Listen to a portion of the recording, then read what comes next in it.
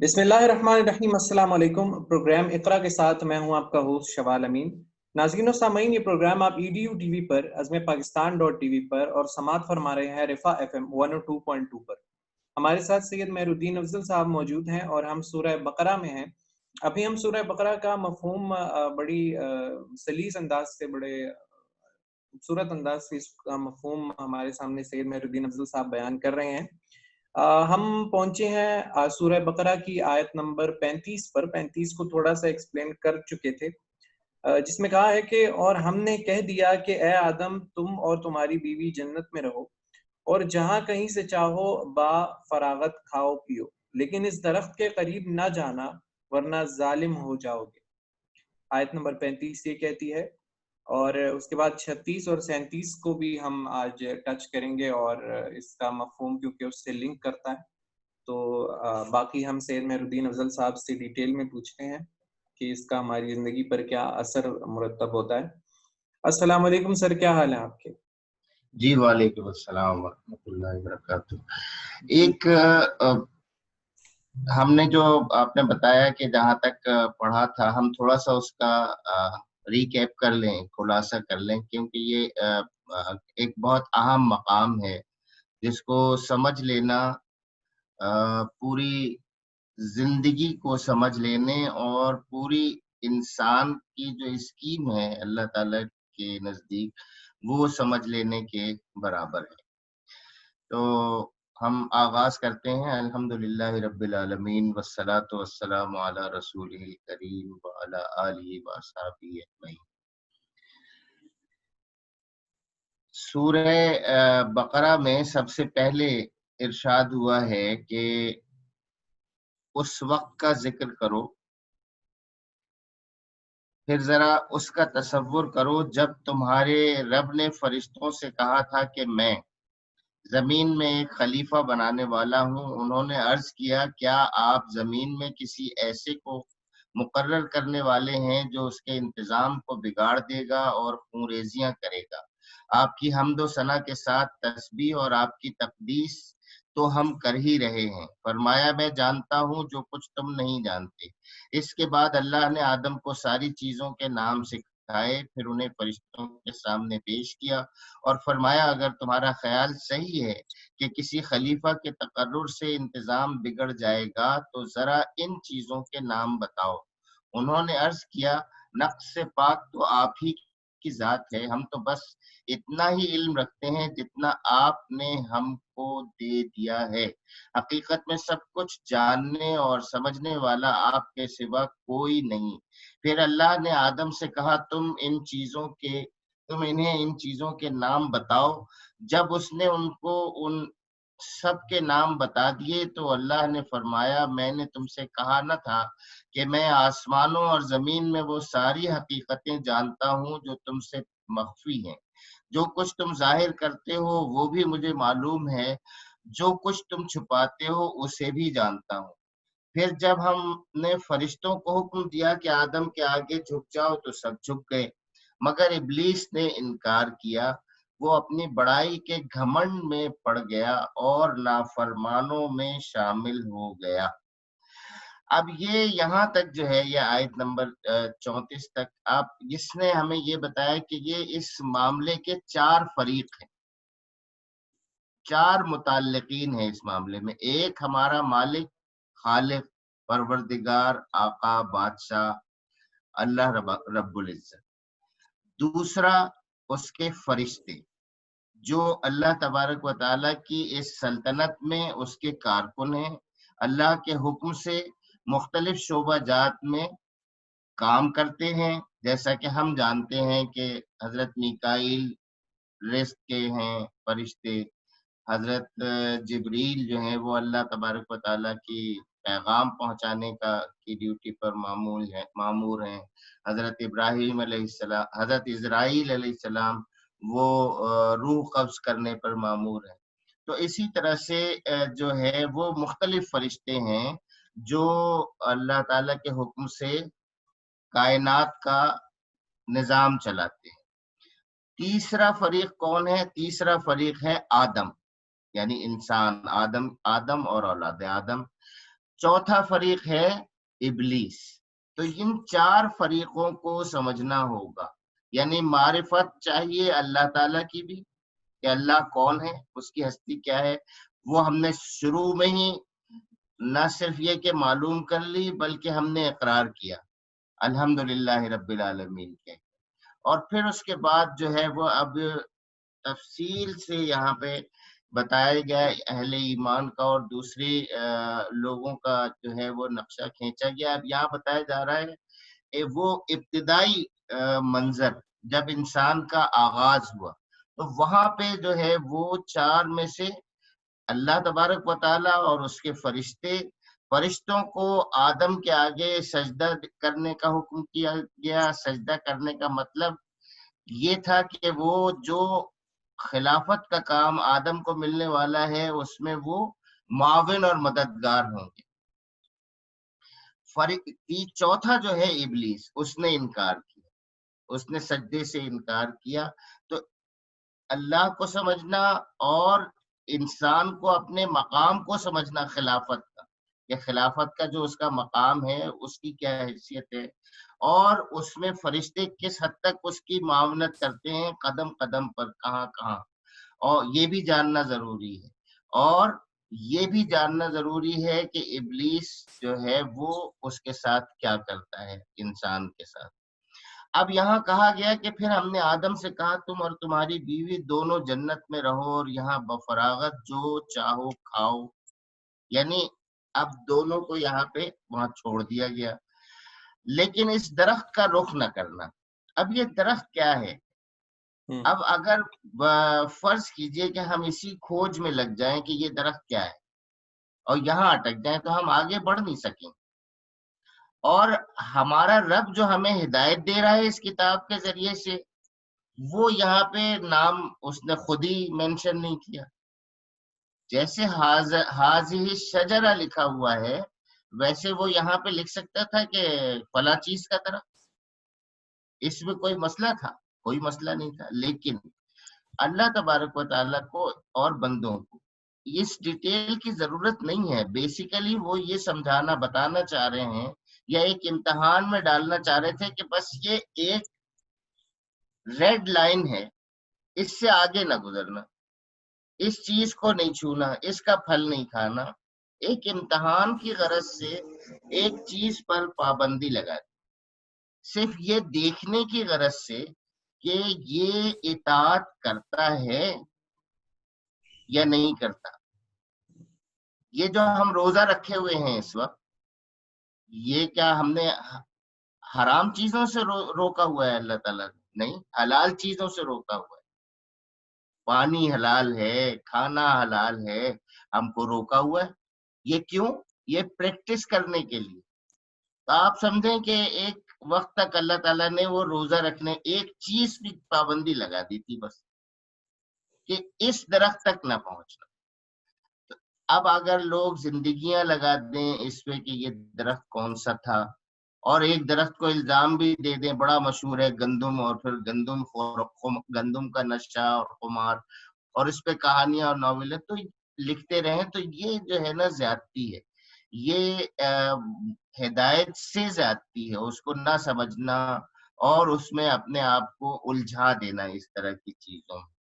تو بہرحال یہ بات طے ہے کہ آدم اور ان کی اہلیہ ہماری والدہ محترمہ حوا, حضرت حوا سلام اللہ علیہ, ان دونوں کو اللہ تعالیٰ نے جنت میں رکھا اور ایک پابندی لگا دی کہ اس درخت کے پاس نہ جانا, ورنہ کیا ہوگا, ظالموں میں شمار ہوگی. تو اس امتحان کے لیے جنت ہی سب سے زیادہ موضوع امتحان گاہ تھی. مقصود ان کے ذہن نشین یہ تھا کہ دیکھو انسان ہونے کے ناطے تمہارا مرتبہ انسانیت جو ہے وہ اسی لائق ہے کہ تم جنت جیسے مقام میں رہو. اچھا, لیکن شیطانی ترغیبات کے مقابلے میں اگر تم نے اللہ کی فرما برداری کے راستے سے انحراف اختیار کیا, اگر اللہ کے راستے کو چھوڑ دیا, تو پھر تم یہاں سے نکالے جاؤ گے. یہاں سے نکل جاؤ گے. اس مقام کے لائق تم اسی صورت میں ہوگے جب تم اپنے دشمن کا کامیابی سے مقابلہ کرو اور وہ تمہیں نافرمانی کے راستے پر ڈالنے کی کوشش کرتا رہے گا. یہ ہے جنت میں رکھنے کا مقصد دونوں کو, ہمارے ماں باپ کو, کہ جنت میں رکھ کر ایک پابندی لگا دے اور شیطان کو بھی موقع دیا کہ وہ ان کو ورغلائیں, یہ ان کو موقع دیا کہ یہ اطاعت گزاری اختیار کریں. اور چونکہ جنت میں رکھا تھا اس وجہ سے رکھا تھا کہ یہ مقام ہے ہی تمہارے لیے, تم ہی اس کے لائق ہو, لیکن شرط صرف ایک ہے, تمہیں اطاعت گزار ہو کے ہمارے پاس آنا ہوگا. ہمارے اطاعت گزار کے طور پر تمہیں رہنا ہوگا. تو یہاں پہ جو ہے وہ ان کو اب ظالم کہا گیا کہ ورنہ تم ظالموں میں ہو جاؤ گے. ظالم کا کیا مطلب ہے؟ ظلم دراصل حق تلفی کو کہتے ہیں. یہ چیز اس جگہ پہ ہے, اس کی جگہ یہ ہے, اور یہاں سے اگر نیچے رکھ دیا جائے تو یہ ظلم ہے. کسی شخص کا مقام مرتبہ یہ ہے اور اس کو ہٹا کے اٹھا کے اس سے اوپر رکھ دیا جائے, یہ ظلم ہے. تو کسی کی حق تلفی ہو رہی ہوتی ہے.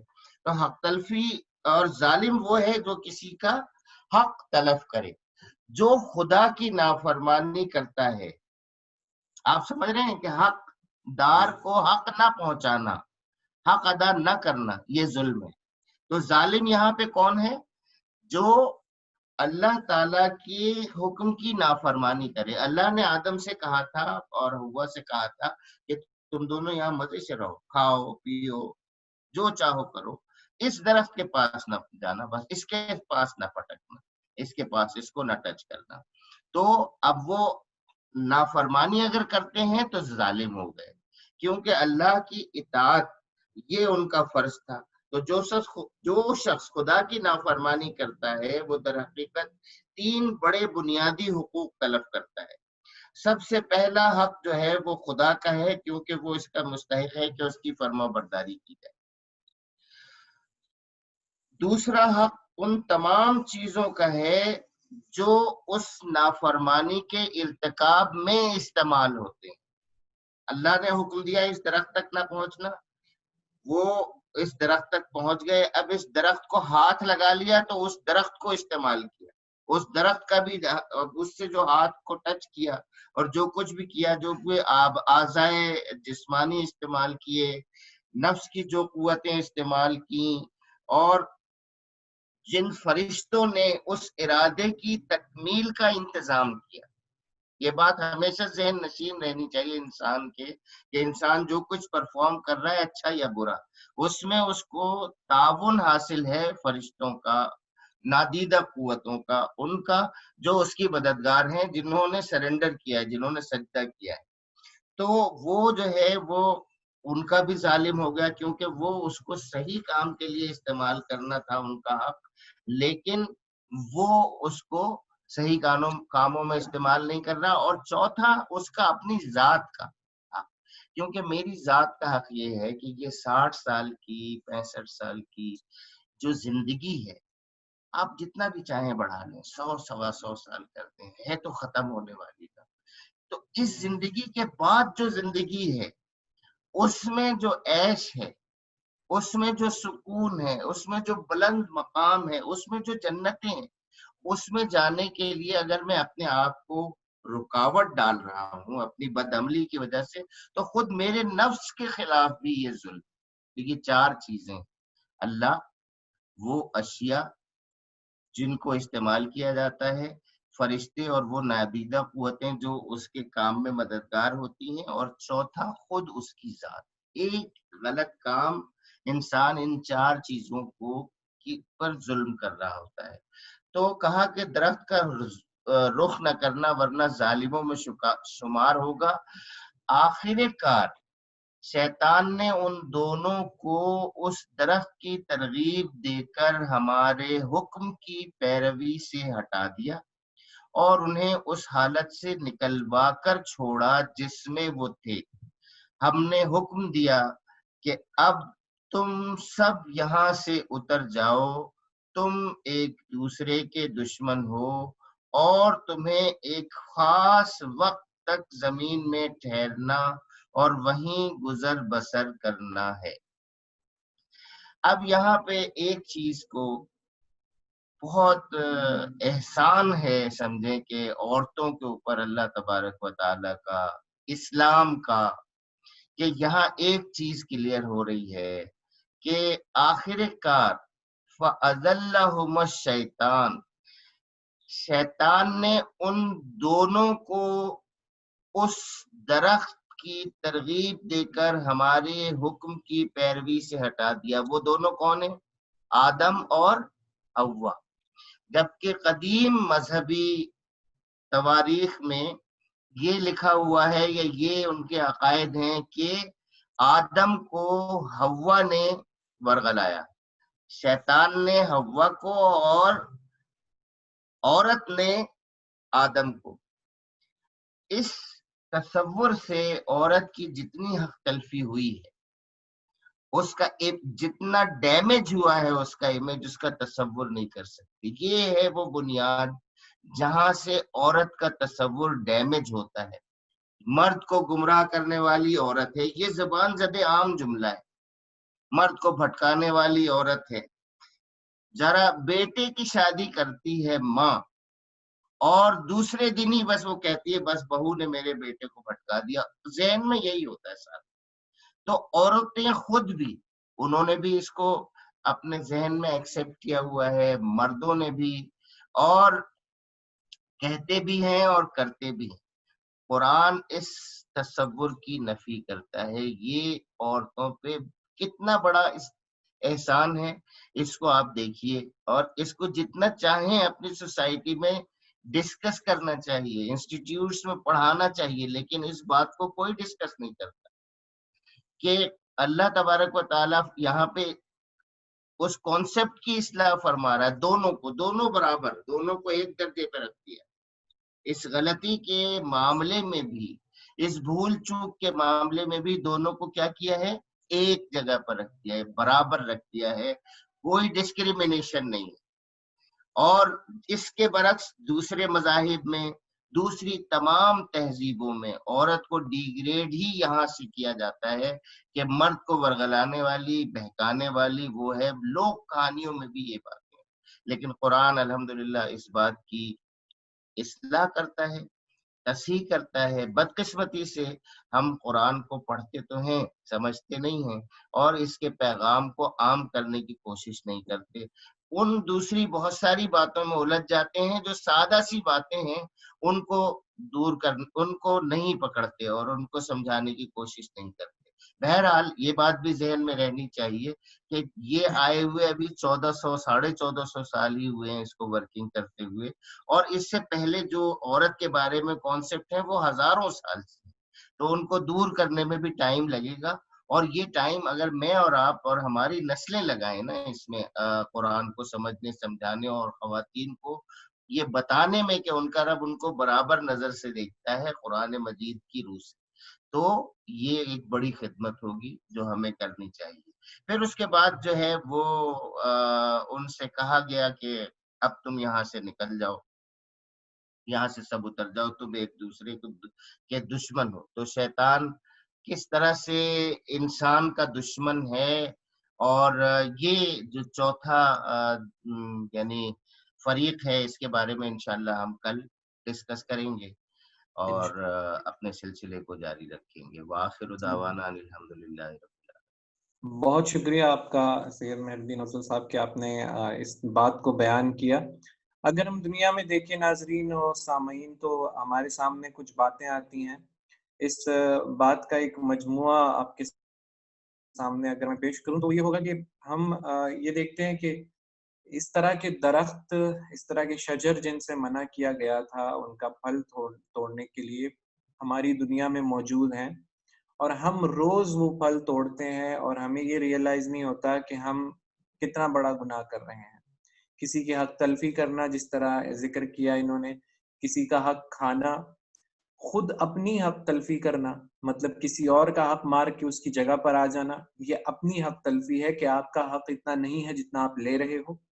اور اکثر آپ ہر چیز کو تجاوز کر جاتے ہو. دوسری بات عورتوں کے حقوق کی آتی ہے تو عورتیں خود بھی اپنی حق تلفی اس طرح کر رہی ہیں کہ میرا جسم میری مرضی جیسے نعرے ہمارے سامنے آتے ہیں، اور ایسے لوگ، ایسی کمیونٹیز، ایسے این جی اوز، یہ چیزیں سامنے آتی ہیں جو نظریہ بالکل ڈفرینٹ رکھتے ہیں. تو الحمدللہ قرآن مجید جیسی پاکیزہ کتاب میں اس بات کو بہت آسانی سے، اور سورہ بقرہ کے اندر ہی سب سے پہلے اس بات کو ہائی لائٹ کیا گیا ہے کہ آدم اور حوا ایک ساتھ آئے تھے، ایک طرح کے حقوق لے کر آئے تھے. اس کے بعد دنیا بدل گئی. پھر 1400 سال پہلے حضرت محمد صلی اللہ علیہ وآلہ وسلم نے اس کانسیپٹ کو اور زیادہ بہتر کیا، عورتوں کو حقوق دیے، جن کو زندہ گاڑ دیا جاتا تھا وہاں پر بھی ان کو حقوق دیے گئے. تو یہ باتیں ہمارے سامنے آنی چاہیے. ہم اس شجر کا خیال رکھیں، وہ پھل نہ توڑیں جو ہم روز توڑتے ہیں. اور انشاءاللہ آگے ہم باقی آیات کی طرف نظر دوڑائیں گے، اور بہت ساری باتیں ہمارے سامنے انشاءاللہ کھلیں گی، کیونکہ یہ بہت خوبصورت انداز میں مہر الدین افضل صاحب ہمیں بتاتے ہیں. آپ سب کا رکنے کا بہت شکریہ. ہمارے ساتھ اسی طرح بنے رہیے. آپ سے انشاءاللہ کل ملاقات ہوگی. اللہ حافظ.